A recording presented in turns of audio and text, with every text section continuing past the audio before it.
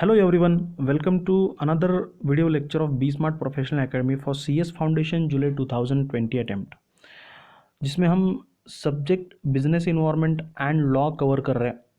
और आज के हमारे वीडियो का टॉपिक है legal maxims and terminologies. In the last lecture we have discussed about the Indian legal system, India कैसे रन होता है, जुडिशियरी, एग्जीक्यूटिव, लेजिस्लेटिव ऑर्गन्स क्या है, ये सब हमने लास्ट लेक्चर में पढ़ा था। और आज का जो लेक्चर है वो CS फाउंडेशन की एग्ज़ाम के पॉइंट ऑफ व्यू से बड़ा ही इम्पोर्टेंट यहाँ पे आज का टॉपिक है।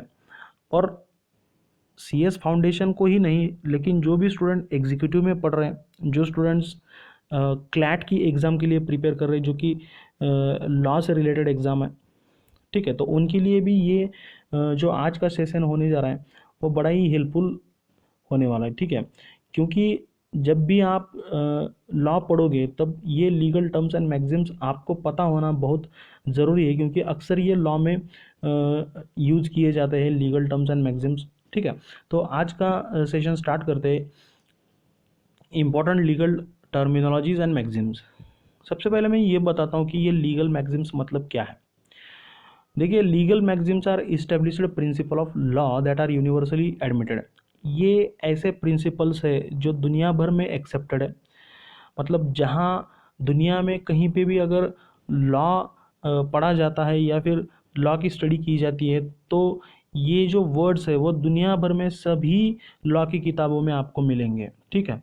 And people in the legal field are very well aware of those word, ठीक है। और जो भी लॉ पढ़ने वाले लोग हैं, मतलब CS हो सकता है, जो LLB LLM के जो स्टूडेंट्स हैं वो काफ़ी इन वर्ड्स को यहाँ पे लॉ पढ़ते समय ऑब्जर्व करते हैं, ठीक है। ये जो वर्ड्स है, लीगल टर्म्स है, ये मोस्टली लैटिन में दिए गए हैं या फिर कॉम्बिनेशन ऑफ फ्यू वर्ड्स है, ठीक है। तो ये इसकी छोटी सी डेफिनेशन है, ठीक है। तो डायरेक्टली हम स्टार्ट करते हैं कि हमारी पहली लीगल टर्म्स क्या है, ठीक है। जनरली लॉ में क्या होता है कि लॉ की लैंग्वेज थोड़ी ज़रा अलग होती है, और लॉ की लैंग्वेज में ऐसे वर्ड्स यूज़ किए जाते हैं तो सेंटेंस पढ़ने में हमको दिक्कत आती है, मतलब इसका मीनिंग क्या निकल रहा है, कि एक्चुअली कहना क्या चाहता है लॉ। तो ये सब वर्ड्स हमको मालूम होना बहुत ही यहाँ पे ज़रूरी है, नहीं तो हम लॉ को अच्छी तरह से यहाँ पे समझ नहीं सकते, ठीक है। तो हमारा पहला वर्ड है आज का, लीगल टर्म है पहली, एब इनिशियो। एब इनिशियो का मतलब होता है फ्रॉम द बिगिनिंग, ठीक है, मतलब शुरू से ही। और इसका मैं यहाँ पे एग्जांपल देना चाहूँगा। आपके जो CS फाउंडेशन का मॉड्यूल है जिसमें सिर्फ लीगल टर्म और उसका मीनिंग दिया है, लेकिन सेंटेंस में उसको कैसे यूज़ करते हैं वो नहीं दिया, तो हम यहाँ पे वो भी कवर करेंगे कि हम इसको सेंटेंस में कैसे कवर कर सकते हैं, ठीक है। जहाँ जहाँ पे भी पॉसिबल है मैं वहाँ पे आपको एग्जाम्पल देता चलूँगा, ठीक है, आप कंसिडर करते चलिए। तो एग्जाम्पल में मैंने यहाँ पे दिया है कि as per the law of contract a minors contract is a void ab initio. मतलब क्या कहने की कोशिश की है यहाँ पे कि अगर हम लॉ ऑफ कॉन्ट्रैक्ट पढ़ते हैं तो इंडिया में अगर किसी बच्चे ने कॉन्ट्रैक्ट कर लिया तो वो वाइड एब इनिशियो है। वाइड एब इनिशियो मतलब शुरू से ही गलत है। वाइड एब इनिशियो, अब वाइड एक अलग वर्ड है और एब इनिशियो एक अलग वर्ड है। तो वाइड का मतलब होता है गलत और एब इनिशियो का मतलब होता है शुरू से ही। तो ये सेंटेंस का मीनिंग हुआ कि माइनर अगर कोई कॉन्ट्रैक्ट करता है तो वो वाइड एब इनिशियो मतलब शुरू से ही गलत माना जाएगा।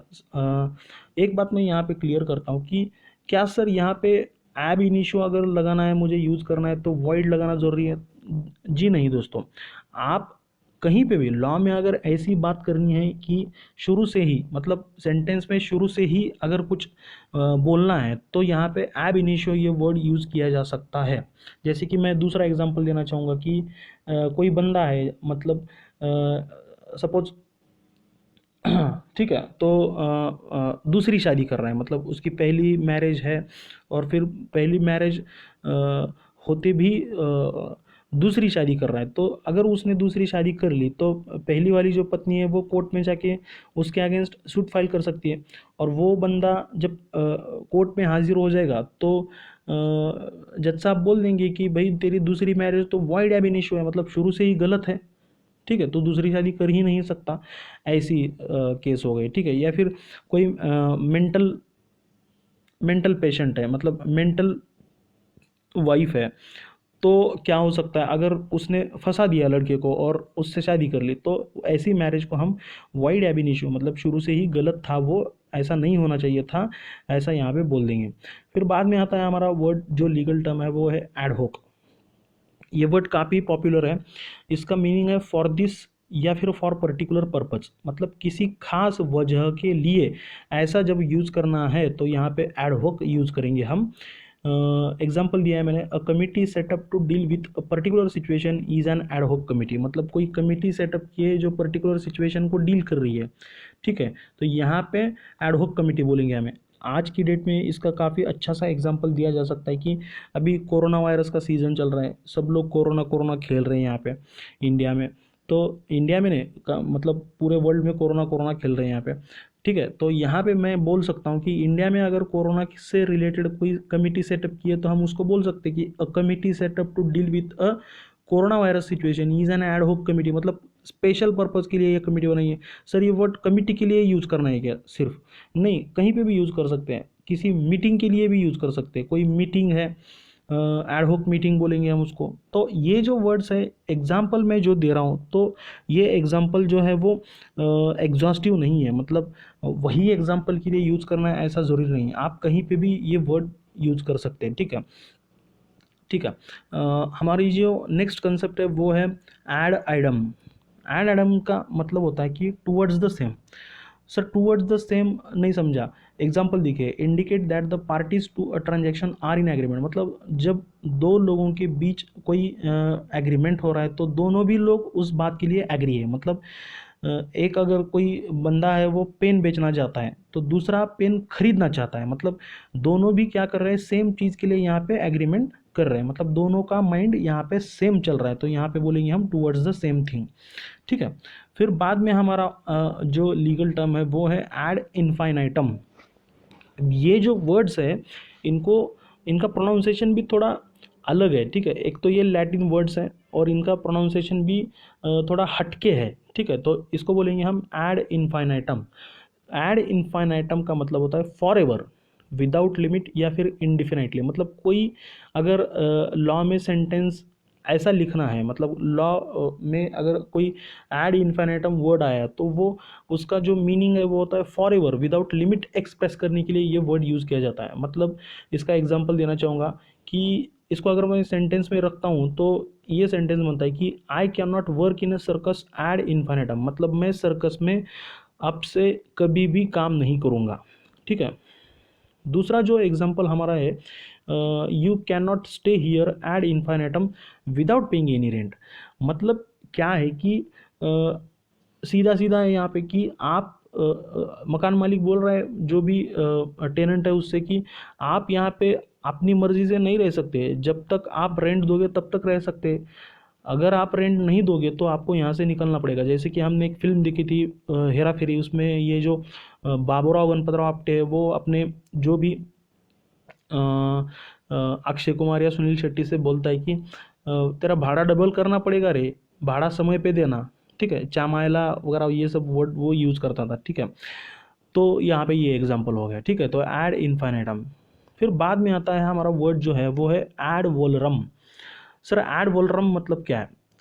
एड वोलरम मतलब अकॉर्डिंग टू वैल्यू। ये जो वर्ड है एड वोलरम, जो वर्ड है वो स्पेसिफिकली कॉमर्स में यूज़ किया जाता है। ठीक है, एग्जाम्पल में देखिए, according to an objects value used in a commerce to refer to ad valorem taxes, मतलब कुछ कुछ जो टैक्सेस है जैसे कि जीएसटी हो गया, सेल्स टैक्स हो गया, पहले एक्साइज था, वो जो टैक्सेस है वो जो भी चीज़ बनाई है, मतलब मैन्युफैक्चर की है या फिर कोई चीज़ बेच रहा है, गुड्स बेच रहा है, तो वो गुड्स की जितनी वैल्यू है उस वैल्यू के ऊपर टैक्स लगता है, मतलब वैल्यू बेस्ड टैक्सेस है ये। ठीक है, तो ऐसा टैक्स है जिसकी वैल्यू के ऊपर टैक्स लगाना है, मतलब जो जितना भी उसको मैन्युफैक्चर करने में पैसा लगा है उसके ऊपर टैक्स लिया जाएगा। तो ऐसा जब बोलना है तब यहाँ पे क्या बोलते हैं, एड वोलरम टैक्सेस, मतलब taxes based on the assessed value of real estate. यहाँ पे रियल इस्टेट का एग्जांपल दिया है। हाँ, रियल इस्टेट में भी होता है कि जितने का फ्लैट बन के यहाँ पे जितना फ्लैट बनाने में खर्चा आया उसके ऊपर जो भी है वो स्टैम्प ड्यूटी का टैक्स यहाँ पे लिया जाता है, ठीक है। तो under sales tax, tax is levied on the basis of value of item. So value कितनी है आइटम की, उस वैल्यू के ऊपर अगर टैक्स लगाना है तो यहाँ पे एड वोलरम टैक्सेस यहाँ पे वर्ड यूज किया जाता है, ठीक है। ये स्पेसिफिकली आपको टैक्स पढ़ते समय यहाँ पे देखने को मिलेगा ये वर्ड। फिर बाद में आता है अल्टर ईगो। सर ये ईगो क्या है? दोस्तों ये ईगो वो वाला ईगो नहीं है जो आप समझ रहे हैं, ये ईगो अलग है, ठीक है। अल्टर ईगो बोलते हैं इसको। ये अल्टर ईगो मतलब क्या है कि एक second identity living with in the person, मतलब किसी पर्सन में अगर कोई दूसरी आइडेंटिटी है, मतलब किसी एक पर्सन की दो आइडेंटिटी होना, ठीक है। एग्जाम्पल में देखते हैं कि can be use to describe different facets और identities of a single character, मतलब बंदा एक ही है लेकिन उसकी दो आइडेंटिटी है। और different character who seems representation of the same personality, मतलब एक ही पर्सनैलिटी है लेकिन डिफरेंट डिफरेंट कैरेक्टर्स है उसके। Often used of a fictional character और सीक्रेट आइडेंटिटी, किसी पर्सन की सीक्रेट आइडेंटिटी और फिर फिक्शनल कैरेक्टर शो करने के लिए यहाँ पे अल्टर ईगो यहाँ पे वर्ड यूज़ किया जाता है। यहाँ पे मैंने एक इमेज दी है जिसमें ये इमेज किसकी है ये तो मैं आपको नहीं बताऊंगा क्योंकि आपको ये भली भांति पता है कि ये इमेज किसकी है, ठीक है। तो इसका डायरेक्टली एग्जांपल देना चाहूँगा कि mister Mukesh Khanna is a Shaktimaan सा अल्टर ईगो। बहुत साल पहले एक सीरियल आती थी शक्तिमान डीडी नेशनल के ऊपर, जिसमें शक्तिमान का रोल मुकेश खन्ना प्ले कर रहा था। तो जब उसने रोल प्ले किया तो वो उसी नाम से जाना गया, मतलब वो कहीं पे भी जाता था तो उसको लोग शक्तिमान बोलते थे। ऐसा होता था काफ़ी अक्सर पुरानी सीरियल्स में, अभी भी होता है। आज की डेट में अगर एग्जांपल दिया जाए तो एक प्रभास नाम का एक्टर है जिसने बाहुबली का रोल प्ले किया है, तो अगर लोग उसे देखते हैं तो उसे बाहुबली बोलते हैं, तो ठीक है। तो एक पर्सन के दो दो नाम होना या फिर दो दो कैरेक्टर्स से वो पहचाना जाना, इसे हम अल्टर ईगो बोलेंगे, ठीक है। तो यहाँ पे सेंटेंस में रख के देखते हैं कि actor Prabhas is a Baahubali's second identity, मतलब अल्टर ईगो, ठीक है। फिर बाद में हमारा जो वर्ड है वो है एमिकस क्यूरे। सर एमिकस क्यूरे, एमिकस क्यूरे मतलब है फ्रेंड ऑफ द कोर्ट और ट्रिब्यूनल।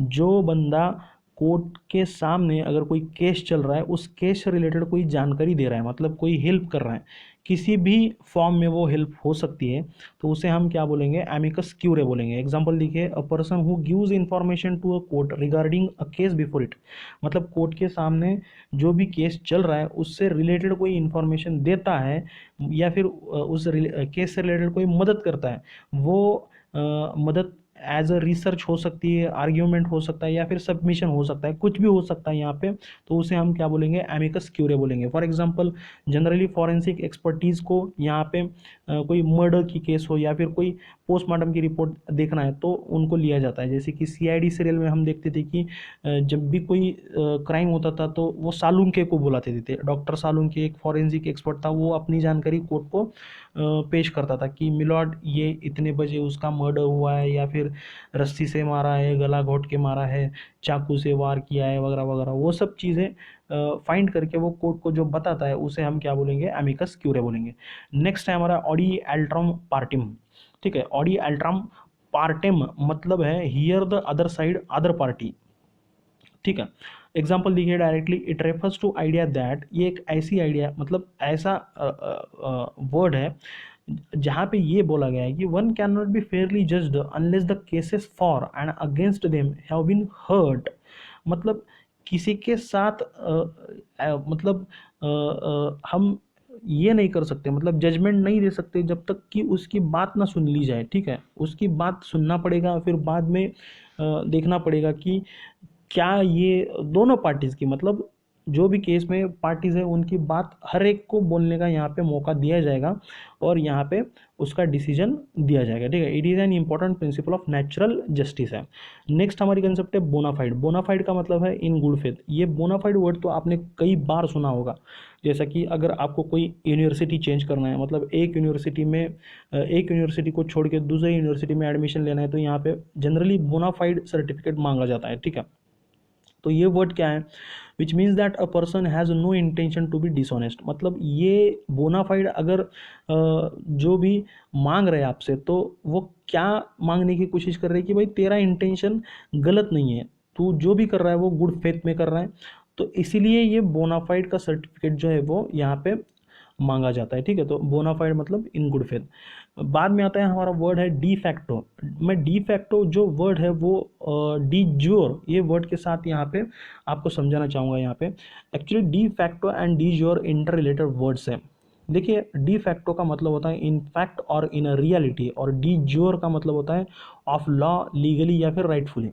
मैंने आपको पिछले वीडियो में एक एग्जांपल दिया था कि कंट्री का जो हेड होता है, मतलब जो भी एग्जीक्यूटिव ऑर्गन है, वो किसके हाथ में है, वो प्रेसिडेंट के हाथ में है, ठीक है। भारत को रन करने का पूरा जिम्मेवारी किसके सर के ऊपर है? प्रेसिडेंट के सर के ऊपर है। मतलब जो भी लीगल राइट्स है वो सब प्रेसिडेंट के पास है। लीगली अगर देखा जाए तो president is the head of the country, लेकिन इन फैक्ट और इन रियलिटी में देखा जाए तो प्राइम मिनिस्टर मोदी जी यहाँ पे चला रहे, ठीक है। प्रेसिडेंट ने वो जो राइट्स है वो प्राइम मिनिस्टर को दे दिया है, ठीक है, एज ए चीफ एग्जीक्यूटिव बोल के।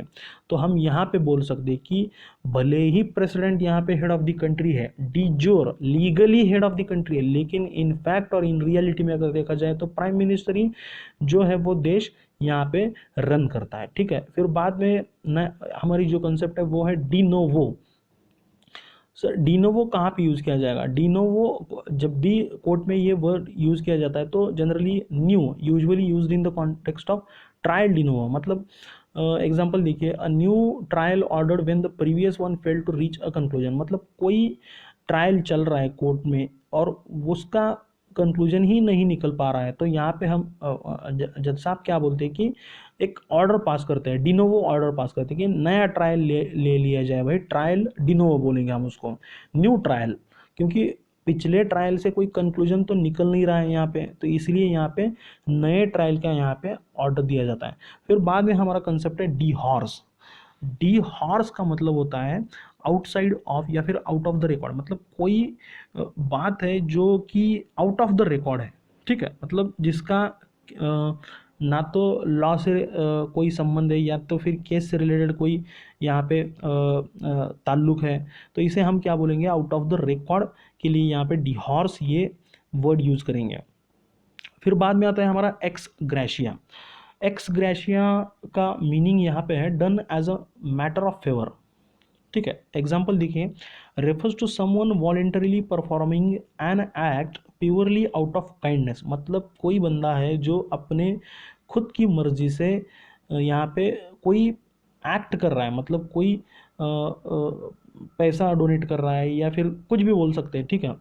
As opposed to for personal gain और from being forced to do it. मतलब उसको किसी ने भी फोर्स नहीं किया। मतलब जैसे कि आप रास्ते में चलते भिखारी को पैसे दे देते, तो क्या आपको भिखारी को पैसे देने के लिए किसी ने फोर्स किया था? या तो फिर ये लीगल एक्टिविटी है, आपको गवर्नमेंट बोलती है कि भिखारी को पालना पोसना आपका कर्तव्य है, ऐसा तो गवर्नमेंट नहीं बोलती, ये लाइबिलिटी तो नहीं है आपकी। तो यहाँ पे जो भी आप उसको पेमेंट करेंगे तो उसे हम क्या बोलेंगे? एक्स ग्रेशिया पेमेंट बोलेंगे। जनरली ये वर्ड एक्चुअली कहाँ पे यूज़ किया जाता है कि कोई एम्प्लॉई अगर रिटायर हो जाता है, भले वो प्राइवेट सेक्टर में हो या फिर गवर्नमेंट सेक्टर में हो, तो एक एक्स ग्रेशिया पेमेंट देने की इंडिया में परंपरा चलती है। Apart from statutory compensation there is a system of ex gratia payment. तो एक्स ग्रेशिया पेमेंट मतलब क्या है? As a matter of favour, मतलब अपनी दया से पैसे दिया है। मतलब उसके ऊपर ना तो कोई ऑब्लिगेशन है, ना तो ये लाइबिलिटी है, और ना ही लीगल ऑब्लिगेशन है, अपनी मर्जी से यहाँ पे पैसा दिया है, ठीक है। फिर बाद में आता है हमारा एक्स ऑफिशियो। एक्स ऑफिशियो का मतलब है by virtue of holding an office. मतलब सुप्रीम कोर्ट के जज ने सपोज एक डिसीजन दे दिया, तो वो जो डिसीजन दे दिया है, जिसके अगेंस्ट डिसीजन दे दिया है, तो वो बंदा ये नहीं पूछ सकता जज साहब को आपने कैसा डिसीजन दिया, आपको किसने राइट दिया ये डिसीजन देने का। तो वो जो जज साहब है वो बोलेगा मैं चीफ जस्टिस हूँ, is ex officio member of the court of appeal, ठीक है। वो किस कैपेसिटी में डिसीजन दे रहा है? क्योंकि वो चेयर पे बैठने के लिए उसको राइट है, ठीक है। वो राइट की वजह से वो वहाँ पे बैठा है और उसको चीफ जस्टिस बोला जाता है। अगर आपको यकीन नहीं हो रहा है तो आप जज साहब से पूछ कर देख लीजिए कि आप डिसीजन देने वाले कौन होते हैं। छोड़िए, मत पूछिए, नहीं तो गड़बड़ हो जाएगी, ठीक है। एक्स ऑफिशियो मतलब वो जो भी ऑफिस होल्ड कर रहा है, मतलब जो भी वो पोजीशन होल्ड कर रहा है, उस पोजीशन का इस्तेमाल करके यहाँ पे डिसीजन दे रहा है। फिर बाद में आता है एक्स पार्टी। एक्स पार्टी का मतलब है on the part of one side only on behalf done by one side only. Law में जनरली क्या होता है कि कोई केस चल रही है सपोज, ठीक है, या फिर कोई ऐसी सिचुएशन आ गई है जिसमें जो दूसरी पार्टी है वो डिसीजन देते वक्त या फिर जो भी जुडिशियल प्रोसीडिंग्स हो रही है उस समय पे वहाँ पे प्रेजेंट नहीं है, ठीक है, प्रेजेंट नहीं है मतलब हो सकता है ऐसे, मतलब उस पार्टी का एक्सीडेंट हो गया या फिर कोई परेशानी उसको आ गई तो वो बंदा हाजिर नहीं है, तो उसको क्या बोलेंगे हम यहाँ पे। तब कोर्ट क्या करता है कि एक टेम्पररी ऑर्डर पास करता है। टेम्पररी ऑर्डर पास जो भी कोर्ट ने किया है उसको बोलेंगे हम एक्स पार्टी ऑर्डर बोलेंगे, ठीक है। देखिए एग्जाम्पल में क्या दिया है, in the manner of a proceeding where one of the involve parties, जो भी जितनी भी पार्टीज वहाँ पे इन्वॉल्व है अगर वो प्रेजेंट नहीं है, is not present, sometimes may not, मतलब ऐसा जरूरी नहीं है कि वो हमेशा से प्रेजेंट ना रहे, कभी कभी ऐसा हो सकता है। तो उस समय पे कोर्ट क्या करता है, एक एक्स पार्टी ऑर्डर निकालता है जो कि एक पक्ष के लिए ही यहाँ पे उसके फेवर में होता है वो, ठीक है। तो यहाँ पे हम बोलेंगे एक्स पार्टी, जनरली ये टेम्पररी ऑर्डर्स होती है, ठीक है। नेक्स्ट हमारा जो सेंटेंस है वो है फेट अकम्पली। सर ये फेट अकम्पली क्या है?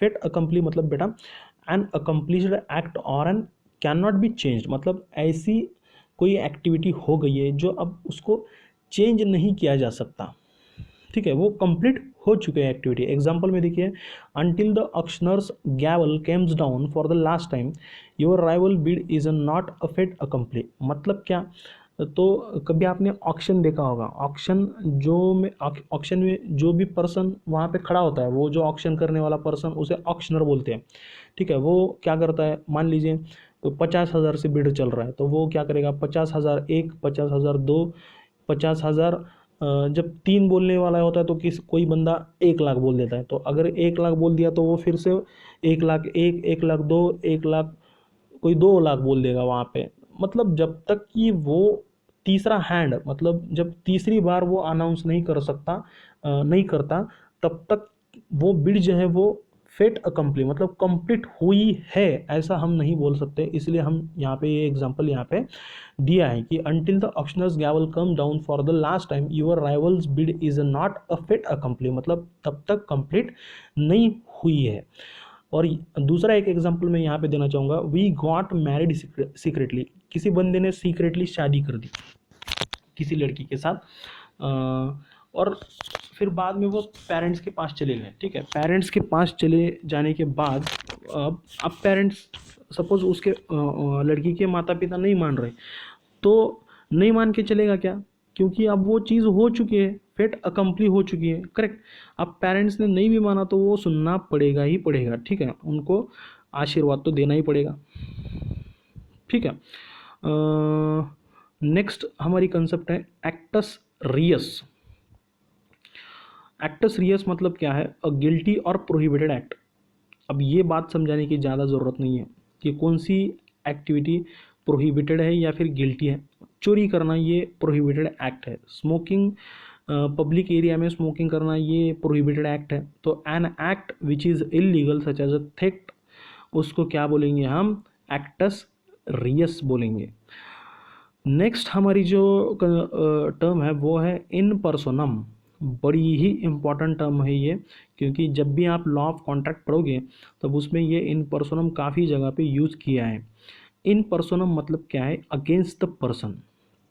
मैं पढ़ता हूँ पहले, मीन्स राइट अगेंस्ट और in respect of specific person, मतलब आपके पास एक राइट है और वो राइट किसी स्पेसिफिक पर्सन के अगेंस्ट ही है।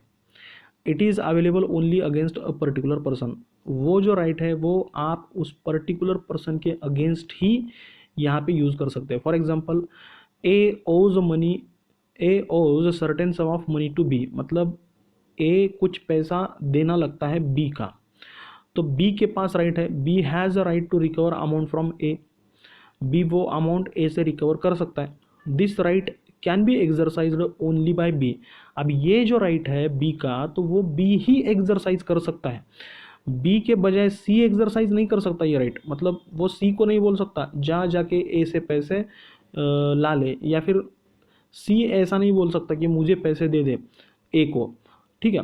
तो यहाँ पे ये जो राइट है, this right can be exercise only by B and not against and none against A, ठीक है। This right of B is a just in person, और ये जो राइट है ए का, सॉरी बी का, तो वो बी का जो राइट है उसे बोलेंगे हम जस्ट इन पर्सन, मतलब ए नाम के पर्सन के अगेंस्ट वो उसके पास राइट है, ठीक है। फिर बाद में यहाँ पे नेक्स्ट हमारी जो कंसेप्ट है वो, नेक्स्ट कंसेप्ट जो है वो है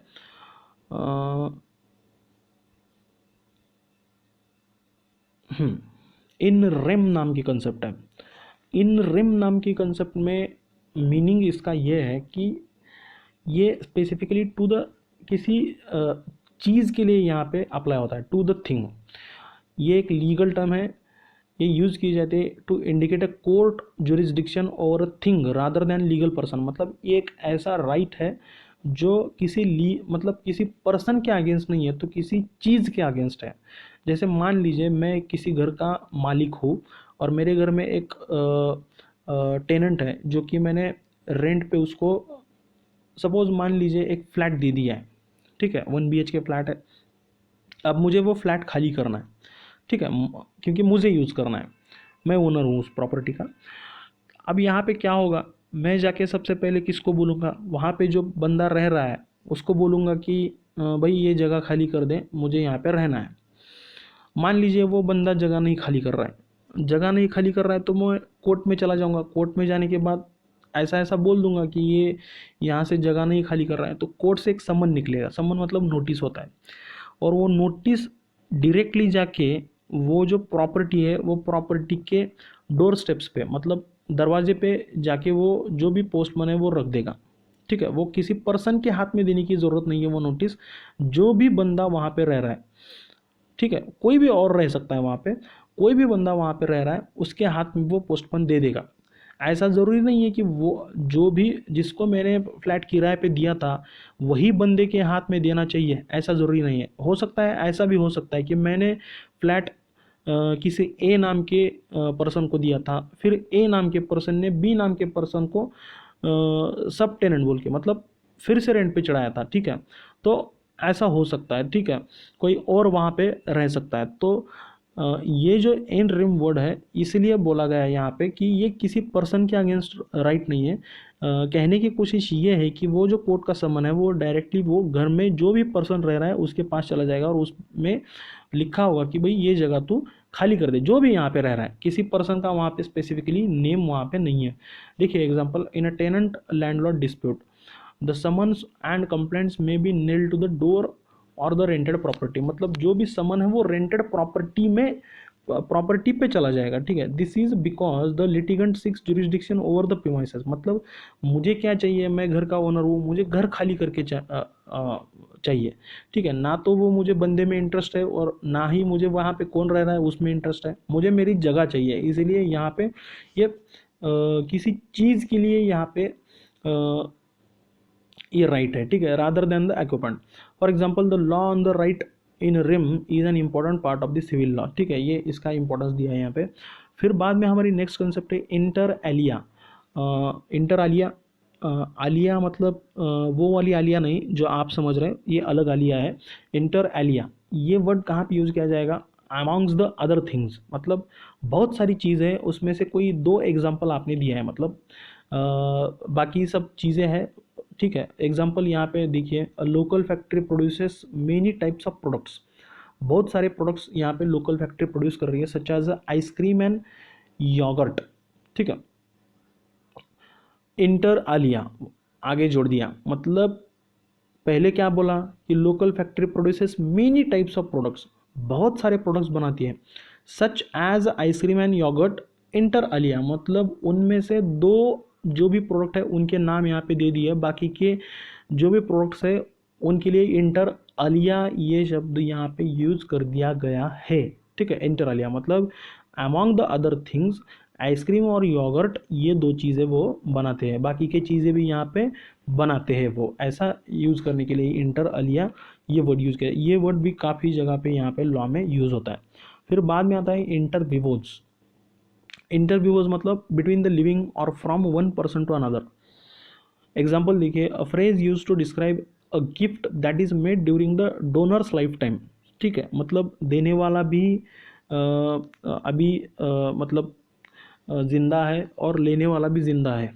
ठीक है, तो जब देने वाला ज़िंदा था तभी वो एक गिफ्ट दे रहा है वो किसी बंदे को, मतलब जब वो जिंदा था तभी वो गिफ्ट दिया गया है, तो इसे हम बोलेंगे इंटरव्यूअर्स बिटवीन द लिविंग, मतलब वो जब जिंदा था तब ये गिफ्ट दे दिया गया है from one person to another person.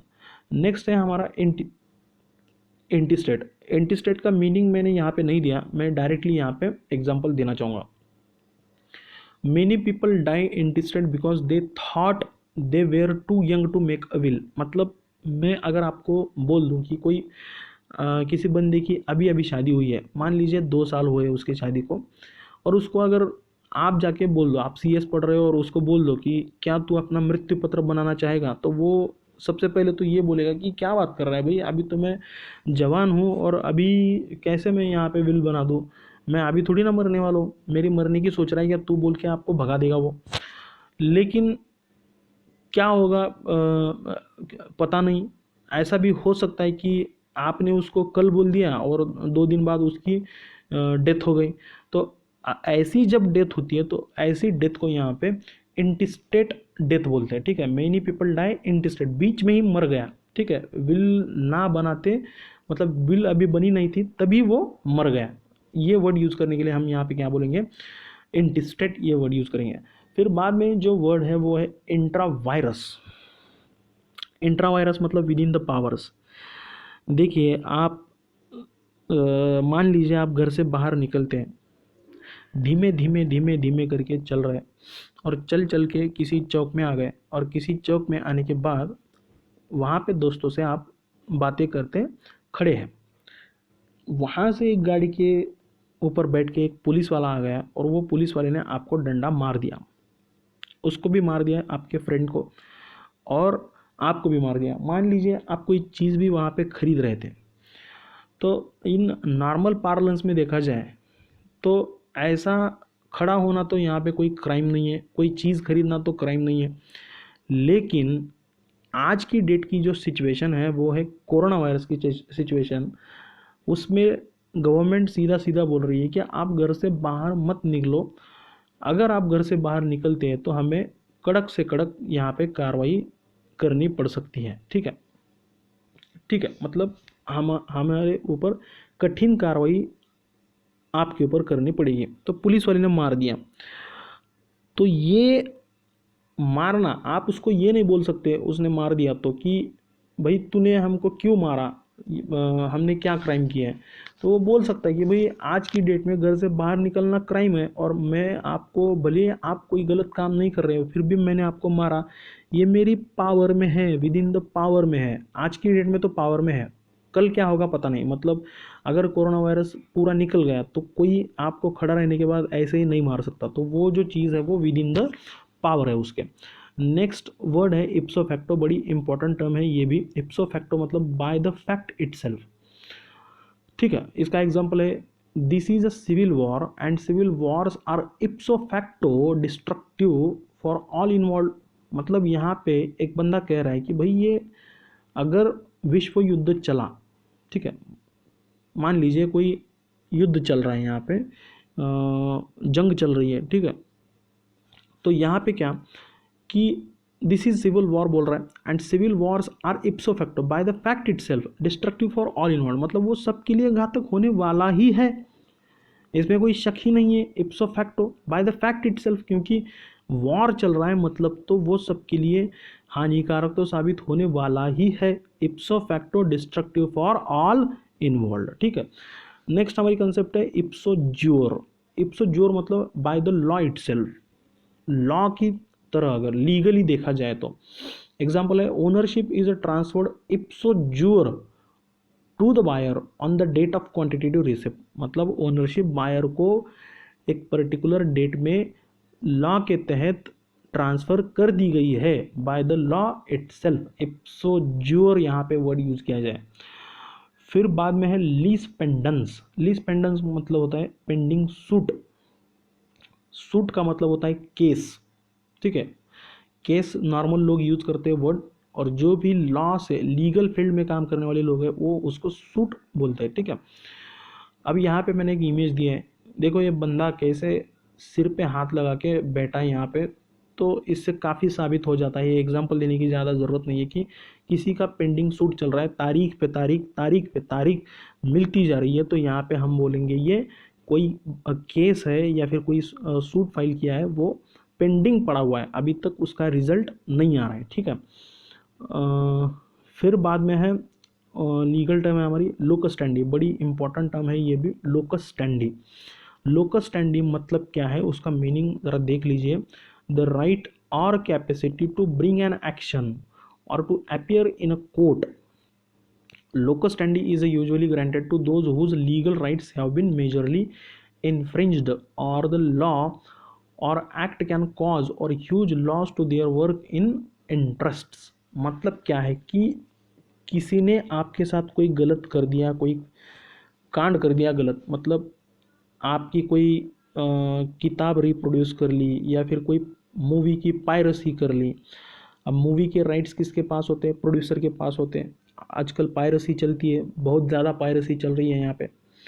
तो अगर कोई पायरेसी करते वक्त पकड़ा जाता है, ठीक है, तो वो जो मूवी का प्रोड्यूसर है उसके पास एक राइट बन जाता है कि वो जाके कोर्ट में उस बंदे के अगेंस्ट वो अपील कर दे। ठीक है, मतलब किसी के पास राइट होना या फिर आपके साथ कोई गलत काम कर रहा है तो उसके पास राइट आ जाना, उसी को हम बोलेंगे लोकस स्टैंडी, मतलब उसके पास वो राइट है कि वो बंदा कोर्ट में जा सकता है।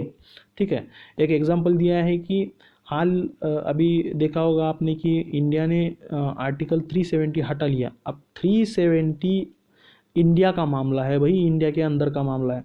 पाकिस्तान के पास क्या इसकी लोकस स्टैंडी हो सकती है? क्या पाकिस्तान के पास राइट है कि वो इंटरनेशनल कोर्ट में अपील कर दे?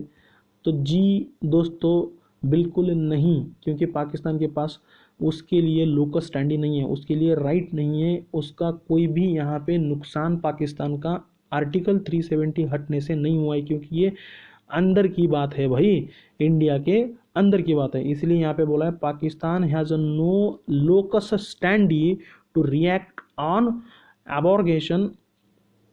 एब्रोगेशन ऑफ आर्टिकल 370, ऐसा राम माधव ने बोला था। ठीक है, तो यहाँ पे पाकिस्तान के पास कोई लोकस स्टैंडी नहीं है, मतलब राइट नहीं है, क्योंकि पाकिस्तान का कोई भी यहाँ पे राइट जो है वो इन्फ्रिंज नहीं हुआ है या फिर उनको ह्यूज लॉस नहीं हुआ है।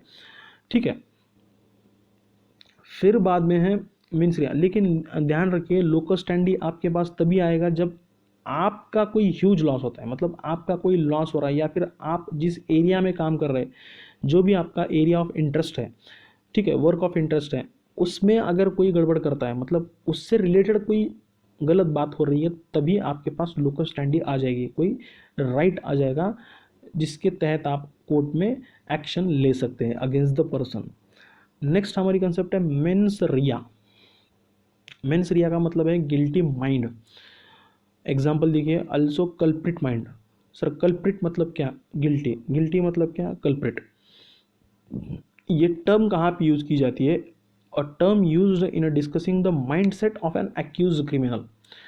देखिए आपने सीआईडी सीरियल देखा होगा, उसमें जो एसीपी प्रद्युमन रहता था वो कैसे बोलता था कि दया ये जो खूनी है इसने ऐसे तरीके से खून किया होगा, इसका माइंड ऐसे चल रहा है। तो ये खून कैसे किया है, उसने क्या किया होगा, ये डिस्कस करने वाला जो माइंड सेट है, क्रिमिनल का माइंड सेट जो है, वो जो डिस्कस कर रहे हैं उसी को हम क्या बोल रहे हैं? मेंस रिया, मतलब गिल्टी माइंड को समझने की कोशिश कर रहे हैं ये लोग। ठीक है, तो उसे मेंस रिया बोलेंगे। नेक्स्ट हमारी कंसेप्ट है मुझे पता नहीं ये क्रिमिनल लॉज के जो यहाँ पे लीगल टर्म्स है वो सीएस फाउंडेशन की एग्ज़ाम के लिए यहाँ पे क्यों रखे गए, लेकिन दिया है तो हमको स्टडी तो करना है, कहीं ना कहीं तो इसका यूज़ किया होगा इसने, इन्होंने, देखेंगे। फिर बाद में है मेसने प्रॉफिट्स। मेसने प्रॉफिट्स मतलब क्या है कि मान लीजिए कोई प्रॉपर्टी है वो जो डिस्प्यूट में चल रही है, मतलब उसकी ओनरशिप से रिलेटेड कोई वाद विवाद चल रहा है, कोई बोल रहा है वो, सपोज ए बोल रहा है वो मेरी है और बी बोल रहा है वो मेरी है, ठीक है, दोनों ही बोल रहे हैं वो अपनी अपनी लैंड है। तो इस दौरान मतलब जब तक केस चल रहा है तब तक वो लैंड से जो भी प्रॉफिट बन रहा है, मतलब रेंट हो सकता है, कुछ भी हो सकता है, जो भी रेंट मिल रहा है, ठीक है, जिसका टाइटल यहाँ पे डिस्प्यूट में चल रहा है, मतलब profit which have accrued while there was a dispute over land, land के ऊपर डिस्प्यूट चल रहा है, ओनरशिप के ऊपर डिस्प्यूट चल रहा है, और वो जो डिस्प्यूट चल रहा है तभी वो लैंड कुछ ना कुछ तो प्रॉफिट दे रही है, प्रॉफिट दे रही है मतलब रेंट दे रही है, मान लीजिए।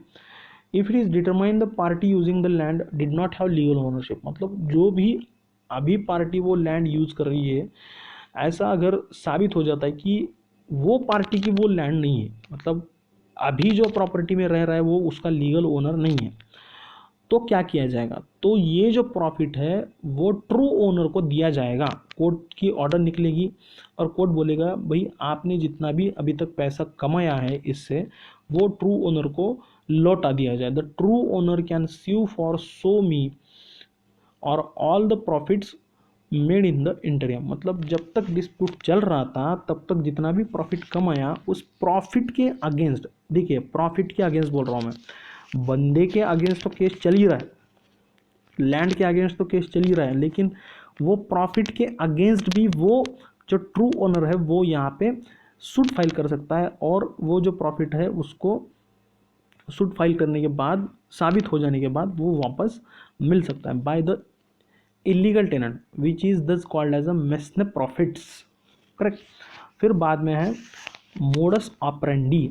मोडस ऑपरेंडी मतलब क्या है, method of operating, usually use to describe a criminal methods, मतलब क्राइम कैसे किया गया है, ठीक है। अगर कोई सपोज चोरी हो गई है तो चोरी करने वाला चोर घर के अंदर कैसे आया, सबसे पहले वो उसने कौन सा दरवाज़ा तोड़ा, दरवाज़ा किस तरह से तोड़ा, हथौड़े से तोड़ा या चाबी थी उसके पास, फिर बाद में अंदर आने के बाद वो कौन सी रूम में चला गया होगा, उसने क्या क्या लिया होगा, ठीक है। ये सब चीज़ें जो डिस्कस कर रहे हैं हम, ठीक है, इसे बोलेंगे हम मेथड ऑफ ऑपरेटिंग, मतलब उसने ऑपरेट कैसे किया, ये चोरी सक्सेसफुली उसने कैसे की है, इसको बोलेंगे हम मोडस ऑपरेंडी। ये कई जगह पे वर्ड यूज़ किया जाता है, ऐसा नहीं कि क्रिमिनल बातों में ही ये वर्ड यूज़ किया जाता है।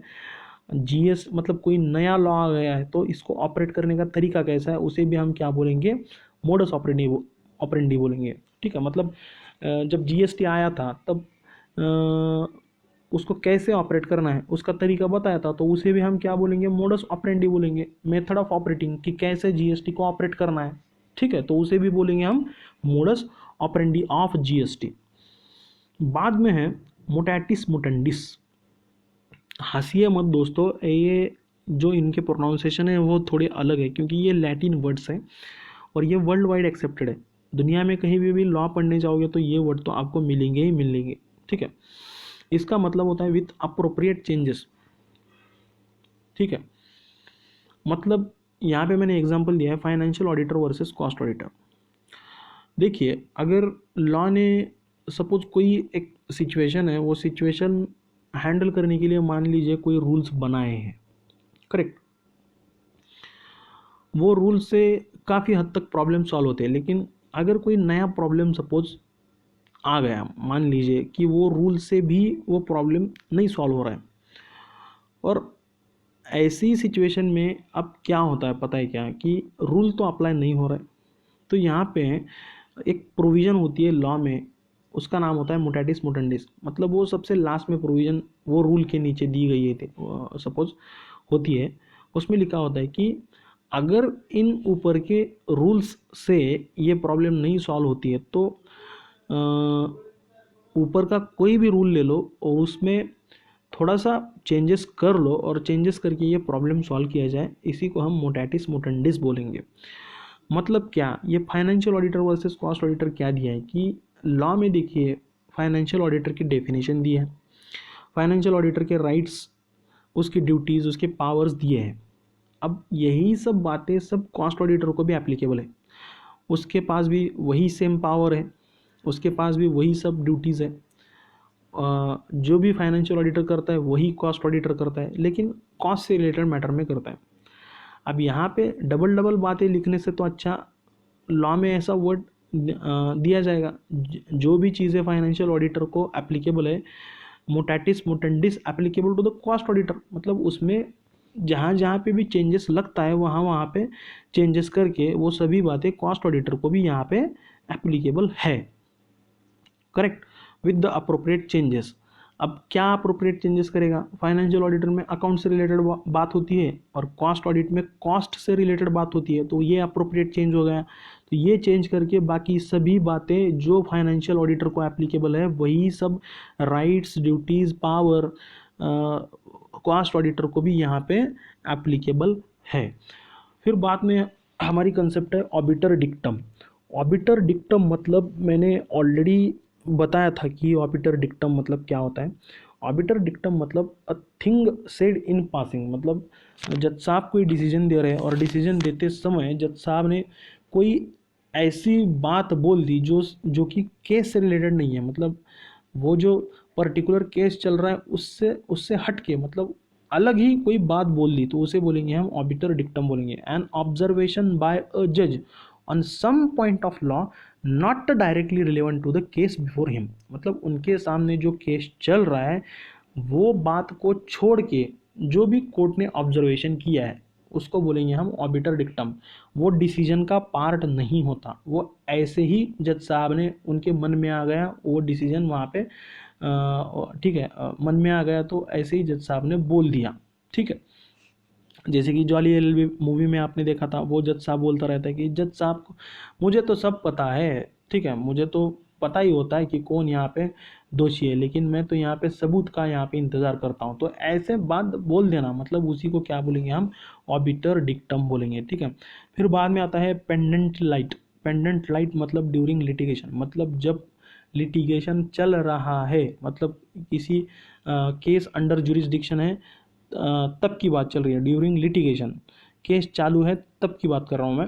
And administrator is appointed pendant light when will is contested, मतलब सपोज मान लीजिए किसी आदमी का यहाँ पे विल है, विल मतलब मृत्यु पत्र है, उस पर अगर सवाल उठाया गया है, सर उसके उसके ऊपर क्यों सवाल उठाएंगे? हो सकता है ऐसे बहुत बार केसेस में ऐसा होता है कि मान लीजिए कोई आदमी है, उसके 4 बेटे हैं और एक बेटा है जो अडॉप्टेड चाइल्ड है, और उसने जो प्रॉपर्टी है वो सब अडॉप्टेड चाइल्ड के नाम के ऊपर कर दिए।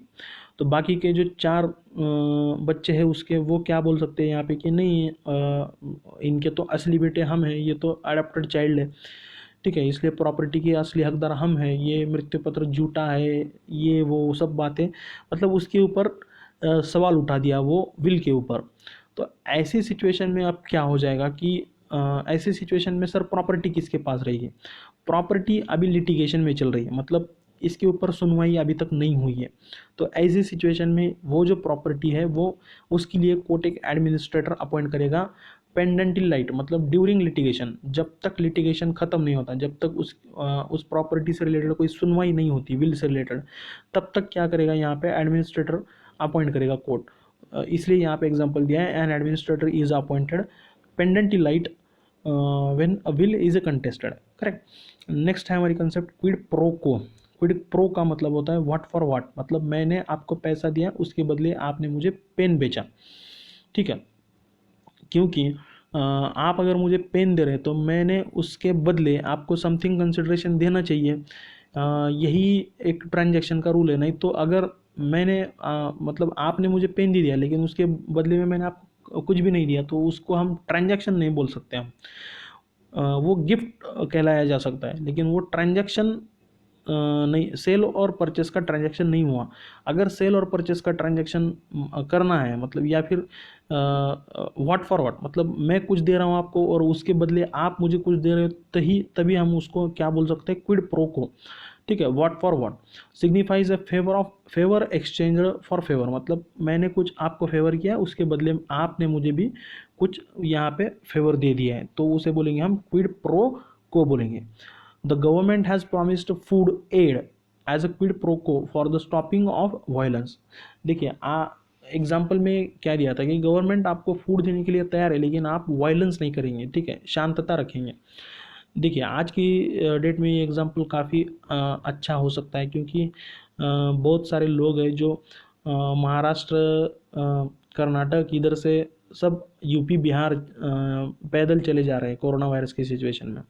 तो दिल्ली गवर्नमेंट ने हाल ही अनाउंस कर दिया था कि आप जहाँ पे भी हो वहाँ पे रहिए, आप अपने घर में घर को मत जाइए, क्योंकि कोरोना वायरस की सिचुएशन बड़ी ही नाजुक घड़ी है।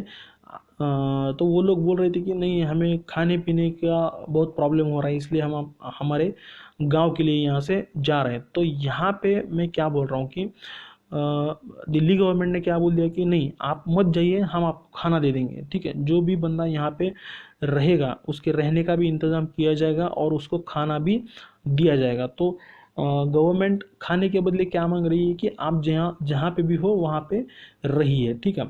तो इसको बोलेंगे हम क्विड प्रो को बोलेंगे।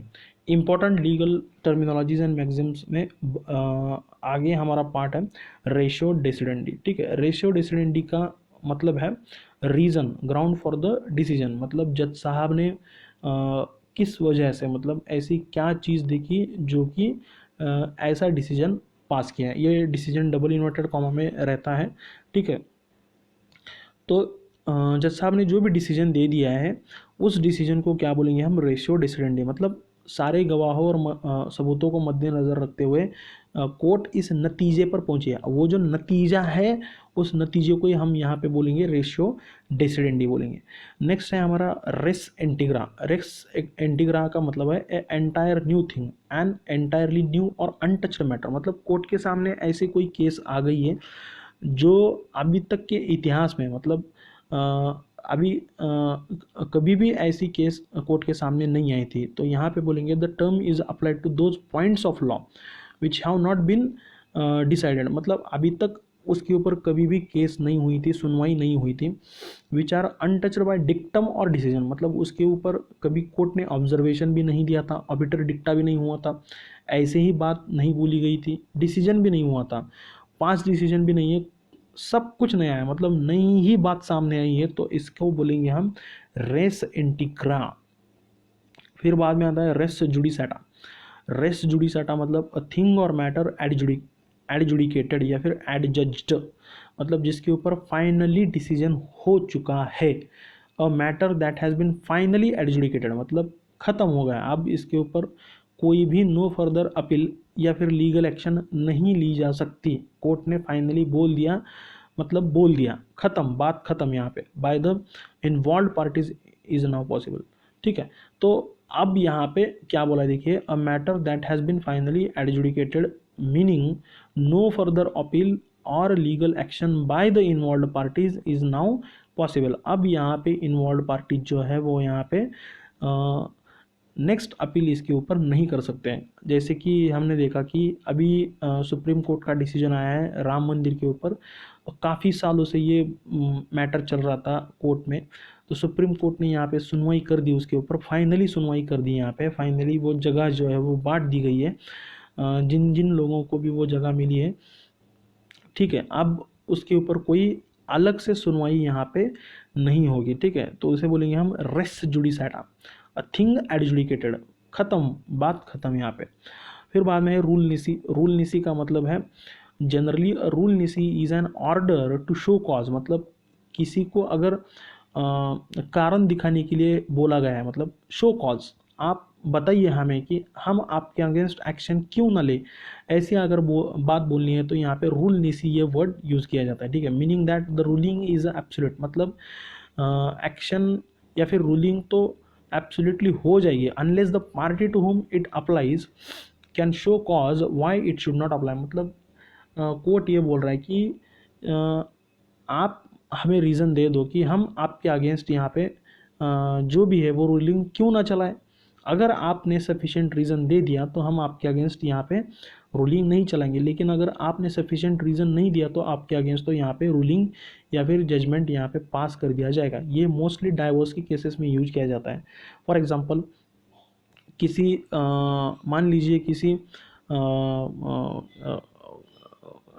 पति या पत्नी दोनों में से किसी ने भी सपोज अप्लाई कर दिया कोर्ट को कि भाई मुझे दिक्कत हो रही है मेरे पार्टनर से, तो दूसरे पार्टनर को रूल नीसी भेजी जाएगी। रूल नीसी मतलब डाइवोर्स की डिमांड की थी, दोनों में से आइदर ऑफ द पार्टनर में से किसी ने भी डाइवोर्स की डिमांड कर दी थी, तो कोर्ट क्या करेगा, रूल नीसी भेज देगा दूसरी पार्टी को। दूसरी पार्टी को मतलब जो भी पार्टी के अगेंस्ट डाइवोर्स फाइल हुआ है उसको बोलेगा कि भाई आप हमें सफिशिएंट रीज़न दे दो कि क्यों ना हम आपको डाइवोर्स दे दें, ठीक है, क्यों ना हम आपको डाइवोर्स दे दें। अगर आपने सफिशिएंट रीज़न दे दिया तो हम यहाँ पे आपको डाइवोर्स नहीं देंगे, लेकिन अगर आप सफिशिएंट रीज़न नहीं दे सके तो यहाँ पे हम आपको जो भी है वो डाइवोर्स का यहाँ पे कंक्लूजन निकालना पड़ेगा, ठीक है। तो यहाँ पे रूल निसी ये वर्ड यूज़ करेंगे।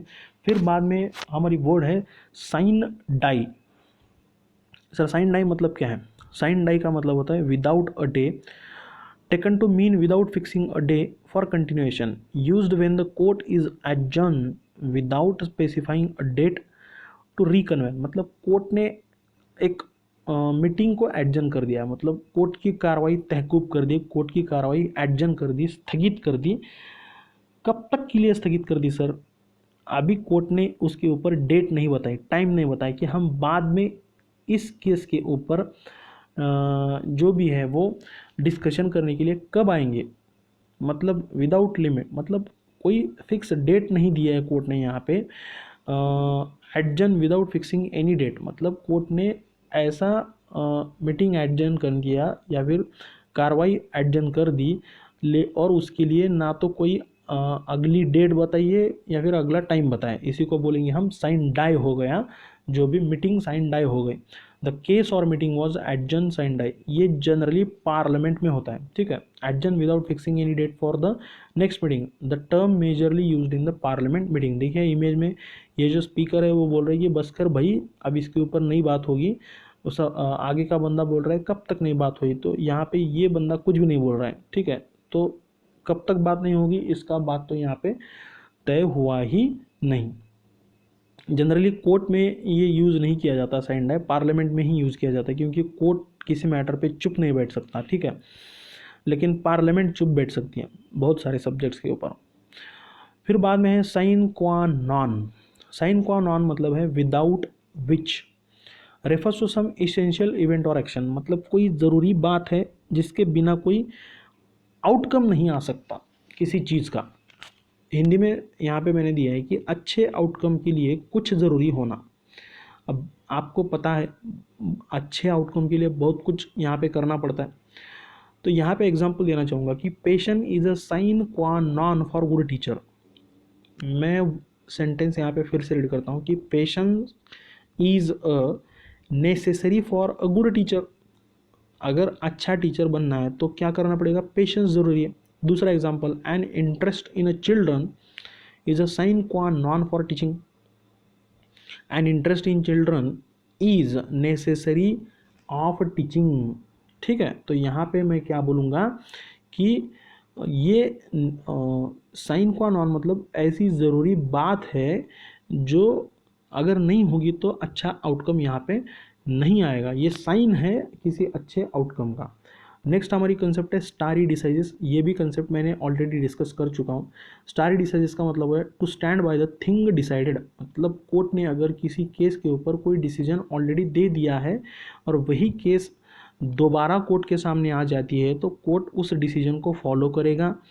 जो भी पहला डिसीजन हुआ है वही डिसीजन कंटिन्यू करेगा, दूसरा डिसीजन यहाँ पे नहीं देगा, डिसीजन बदलने की कोशिश नहीं करेगा। जो ऑलरेडी डिसाइड है उसके साथ चलो। ऑलरेडी एक मैटर के ऊपर डिसीजन हो गया तो वैसा ही डिसीजन देके केस को यहाँ पे ख़त्म कर दिया जाएगा, ठीक है। फिर बाद में है स्टेटस को। स्टेटस को मतलब ये वो वाला स्टेटस थोड़ा काफ़ी मिलता जुलता है, व्हाट्सअप का स्टेटस जैसा होता है वही ये स्टेटस है। करंट और एग्जिस्टिंग स्टेट्स ऑफ अफेयर्स, मतलब आज की डेट में क्या चल रहा है। Students movement have always Ryzen up against the religious and political status को, मतलब क्या है कि पॉलिटिकल एंड रिलीजियस का जो भी करंट सिनारियो चल रहा है, मतलब जो भी रिलीजन का यहाँ पे धर्म को लेकर वाद विवाद चलता रहता है या फिर पॉलिटिक्स से रिलेटेड जो भी बातें चलती रहती है तो उसके अगेंस्ट स्टूडेंट की मूवमेंट चलती रहती है। तो पॉलिटिकल स्टेटस को मतलब पॉलिटिकल करंट अफेयर्स, मतलब जो भी उनका आज का जो भी सिचुएशन है उसके ऊपर ऐसा कहना है। स्टेटस को मतलब पॉलिटिकल स्टेटस क्या है या फिर रिलीजियस स्टेटस को क्या है, करंट एग्जिस्टिंग क्या चल रहा है, मतलब ठीक है समाज में कैसी चीज़ें चल रही है, इसके ऊपर यहाँ पे बोलने के लिए ये स्टेटस को वर्ड यूज़ किया जाए।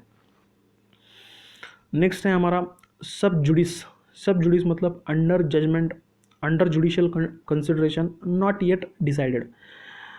अगर आप गूगल पे जाके सर्च कर दो तो इंडिया में बहुत सारे मैटर्स है वो अभी भी अंडर जजमेंट है, अंडर जुडिशियल है। किसी भी मंत्री की फ्रॉड की केस निकाल दो भाई, वो अभी भी अंडर जुडिशियल कंसिडरेशन में ही आपको दिखेगी। उसके ऊपर ना तो कभी सुनवाई हुई है, ना तो कभी उसके ऊपर जजमेंट आया है। ठीक है, कोई भी फ्रॉड की केस ले लो, वो अभी भी जुडिशियल कंसिडरेशन में चलता है। ठीक है, जुडिशियल कंसिडरेशन मतलब अभी कोर्ट की निगरानी में है मैटर, इसके ऊपर अभी तक डिसीजन नहीं आया है। तो ऐसा बोलने के लिए यहाँ क्या क्या बोलेंगे, सब जुडिस है मैटर। ठीक है, और लास्ट हमारा कंसेप्ट है अल्ट्रा वायरस। अल्ट्रा वायरस मतलब विदाउट या फिर बियॉन्ड द पावर। ठीक है, बियॉन्ड द पावर। अब ये बियॉन्ड द पावर मतलब क्या है कि देखिए, मैंने आपको एक बात बताया था कि सुप्रीम कोर्ट का डिसीजन बाकी के सभी कोर्ट, हाई कोर्ट होंगे, डिस्ट्रिक्ट कोर्ट होंगे, उन सभी को कंपल्सरीली एप्लीकेबल है। हाई कोर्ट सुप्रीम कोर्ट के अगेंस्ट डिसीजन नहीं दे सकता, डिस्ट्रिक्ट कोर्ट तो बच्चा है सुप्रीम कोर्ट के सामने, वो तो डिसीजन नहीं दे सकता।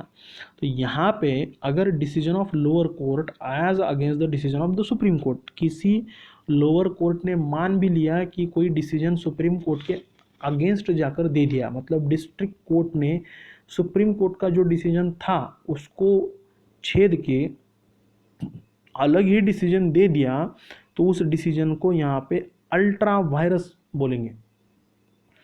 मतलब विदाउट और beyond the power, district court के वो पावर में ही नहीं है कि सुप्रीम कोर्ट को चैलेंज करे।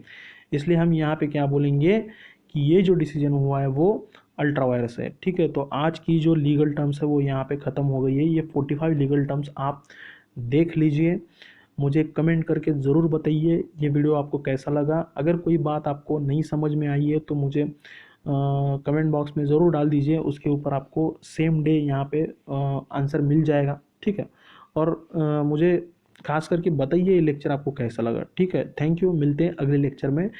अब स्टार्ट करेंगे हम इंडियन कॉन्ट्रैक्ट लॉ स्टार्ट करेंगे। ठीक है, कॉन्ट्रैक्ट एक्ट स्टार्ट करने की यहाँ पे कोशिश करेंगे, जो कि बड़ा ही इंपॉर्टेंट यहाँ पे चैप्टर है। ठीक है, थैंक्स फॉर वॉचिंग।